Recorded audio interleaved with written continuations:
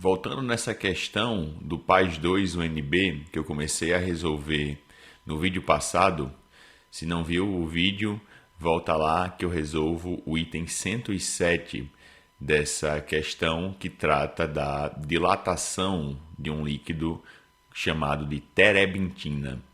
Então eu vou continuar e dessa vez eu vou resolver o item 109 dessa questão. Então só recapitulando uma parte da questão, né?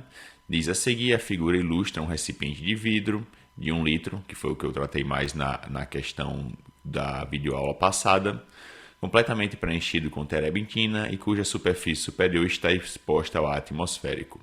Nessa questão agora a gente vai focar mais nesse gráfico aqui, tá? Então diz, no gráfico é mostrado o comportamento do volume de 1 litro de terebintina em função da temperatura. Então a gente tem aqui um gráfico que mostra a dilatação volumétrica da terebintina, né? A gente tem aqui 1000 centímetros cúbicos, aqui no encontro dos dois eixos, eixo horizontal, onde está sendo medida a temperatura, eixo vertical, onde está sendo medido o volume em centímetros cúbicos. Então, esse ponto aqui, né, a gente tem o zero, né, do nosso gráfico. Então, em 0 graus Celsius, eu tenho 1000 centímetros cúbicos da terebintina, que é o que ele fala, né? 1000 centímetros cúbicos é exatamente 1 litro. E aí eu vou aumentando a temperatura desse líquido, e aí o volume dele vai subindo até chegar a uma temperatura de 100 graus Celsius. O volume da terebintina é de 1090 centímetros cúbicos, ou seja, ela sofre uma variação de volume, né? Uma dilatação volumétrica, quando eu aumento aqui a temperatura de 0 para 100 graus Celsius. E aí o item 109, que é o que a gente vai responder agora, né, vai perguntar informações que a gente tem que utilizar, né, os dados daquele gráfico para obter. Então, tendo como referência informações precedentes, sabendo que o índice de refração do ar é igual a 1, a gente não vai precisar disso nesse item, né, e que 1 litro corresponde a 1000 centímetros cúbicos, ok? Julgue os itens a seguir.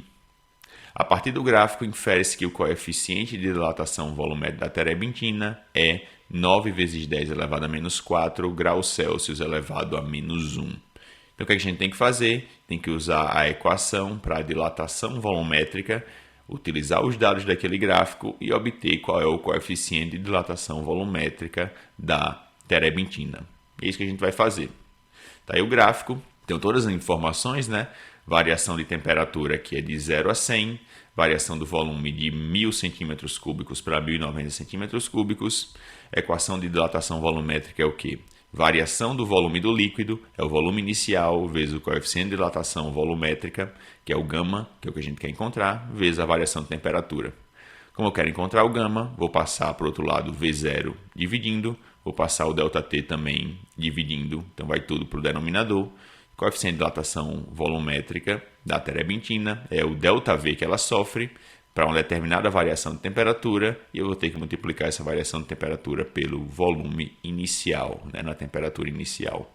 Somente isso, tendo todos esses dados no gráfico, eu consigo calcular o gama para esse líquido. Então está aqui, variação de volume é o quê? Variação de volume, o ΔV, é o volume final menos o volume inicial. Volume final, a terebintina termina com 1090 centímetros cúbicos, começou com 1000 centímetros cúbicos, então o ΔV vai ser 90 centímetros cúbicos. Volume inicial, né? É o volume que a terebintina ocupava quando a temperatura era 0 graus Celsius, antes de ser aquecida, então é 1000 centímetros cúbicos, que eu estou escrevendo aqui em potência de 10, né? 1000 é 10 elevado a 3, e a variação de temperatura, ela sai de 0 para 100 graus Celsius, então vai ser temperatura final 100 menos temperatura inicial 0. 100 menos 0 é 100. Também estou colocando como uma potência de 10 para facilitar aqui na multiplicação. E como ele já deu uma alternativa, né, um item em notação científica, eu vou precisar dessas potências de 10, né, para dar a resposta. Então vai ficar 10 elevado a 3 vezes 10 elevado a 2. Conserva a base, né? A base é 10, somos expoentes, vai ficar aqui no denominador 10 elevado a 5. E o que é que eu tenho? Da mesma forma que eu faço operação com os números aqui nessa multiplicação e na divisão, eu também faço a operação com as unidades, né, dessas grandezas. Então eu tenho um centímetro cúbico aqui no numerador, eu cancelo com centímetro cúbico aqui no denominador, certo? Então, vou ficar só com a unidade aqui no denominador de grau Celsius. Continuando nosso cálculo, o que é que sobrou? Sobrou um 90 no numerador, tá aqui. Na parte de baixo eu tenho 10 elevado a 3, vezes 10 elevado a 2, dá 10 elevado a 5. E qual a unidade que sobrou? Eu tenho só graus Celsius no denominador. Então, minha unidade é 1 sobre graus Celsius, né? 1 sobre graus Celsius é justamente a unidade que ele coloca lá para esse coeficiente gama, né? 1 sobre graus Celsius é graus Celsius elevado a menos 1.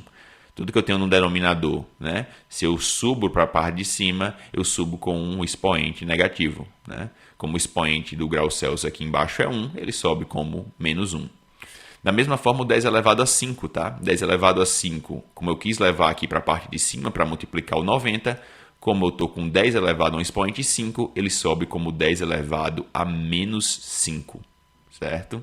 Então, é a mesma coisa, né? Eu tenho aqui um 10 elevado a 5, que se eu quisesse, né, colocá-lo separado, em uma fração separada, seria 1 dividido por 10 elevado a 5. Quando vai para o numerador, para a parte de cima, ele sobe com esse expoente negativo. E agora eu preciso transformar isso na notação científica. Por que não está em notação científica? Porque esse número aqui não é um número que é igual ou maior que 1 e menor que 10. Né? Ele tem que ser um número que está ali entre 1 e 10. Então, o que é que eu tenho que fazer? Eu tenho que dividir esse número por 10, né? Eu tenho que andar uma casa aqui da vírgula, né? A vírgula está aqui no final do 90. Tenho que andar uma casa para a esquerda. Para eu compensar essa divisão por 10 que eu vou fazer no 90, eu tenho que multiplicar essa potência de 10 por 10 elevado a 1, né? Tenho que multiplicar por um fator 10. E aí eu transformo esse número em 9 vezes 10 elevado a menos 4 graus Celsius a menos 1. Exatamente isso que está lá no item 109, né, na questão que a gente está fazendo. Então o gabarito dessa questão é certo. É isso por esse vídeo, pessoal. Espero que tenham entendido. Se gostou, dá o like no vídeo. Não se esquece de se inscrever no canal e ativar o sininho para receber notificações de vídeos novos. Se ficou com alguma dúvida, deixa aí nos comentários, que na medida do possível eu vou responder a todos, e até a próxima.